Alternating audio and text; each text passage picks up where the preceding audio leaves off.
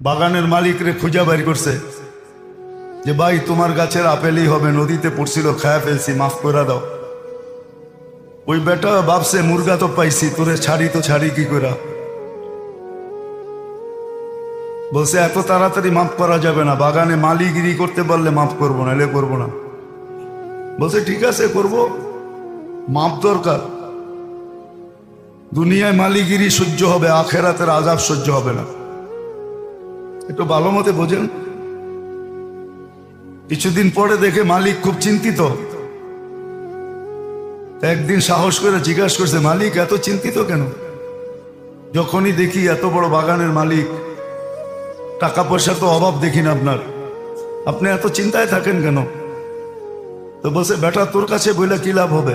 বলছে বইলা দেখেন না। বলছে আল্লাহ একটা মেয়ে দিছে, বয়স হয়ে গেছে, প্রস্তাব তো বহুত জায়গার থেকে আসে, রাজা বাদশার ঘরের থেকেও আসে, কিন্তু কোথায় যে বিয়ে দিব সিদ্ধান্ত করতে পারতেছি না। বলছে মালিক এটা তো সহজ, যদি খ্রিস্টানের তরিকায় বিয়ে দিতে চান তাহলে রূপ দেখা দিয়ে দেন, আর যদি ইহুদিদের তরিকায় বিয়ে দিতে চান তাহলে মাল দেখা দিয়ে দেন, আর যদি মুহাম্মদুর রাসূলুল্লাহ সাল্লাল্লাহু আলাইহি ওয়াসাল্লামের তরিকায় বিয়ে দিতে চান তো দিনদার দেখা দিয়ে দেন। বলছে বেটা তোর চেয়ে দিনদার তো আর কাউকে দেখি না দুনিয়াতে, চল আমার বাড়িতে। বিয়ে দিয়া দিছেন, ওই ঘরে আব্দুল্লাহ রহমতুল্লাহ আলাইহি পয়দা হয়েছে।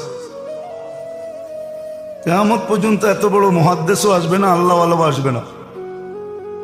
সমস্ত আল্লাহওয়ালারা আব্দুল্লাহ ইবনে মুবারকের পায়ের নিচে। বড় পীর বলেন, বড় পীরও ওনার পায়ের নিচে। এত বড় আল্লাহওয়ালা আসবে না। তো যেটা বুঝাইতেছিলাম, সুযোগ তো কাজে লাগাই নাই, সোহবতে যা শিখি নাই। ফার্সিতে একটা প্রবাদ বাক্য আছে, হামসুনিমান ডাঙ্গরে নিস্ত, আমার চেয়ে বড় কে। চিটাঙ্গের একটা প্রবাদ বাক্য আছে, চিটাঙ্গে আছে এখানে, আরত হারত নানারত, আরত হারত আর নানারত। যা আছে আমগো বাড়ি আর আমার নানার বাড়ি আর আমার শ্বশুর বাড়ি, আর কোথাও নেই। এই তিন জায়গায় আছে, আর কোথাও কিছু নাই। আমরাও তো শিখি নাই, ঠিক না? এই যে আছে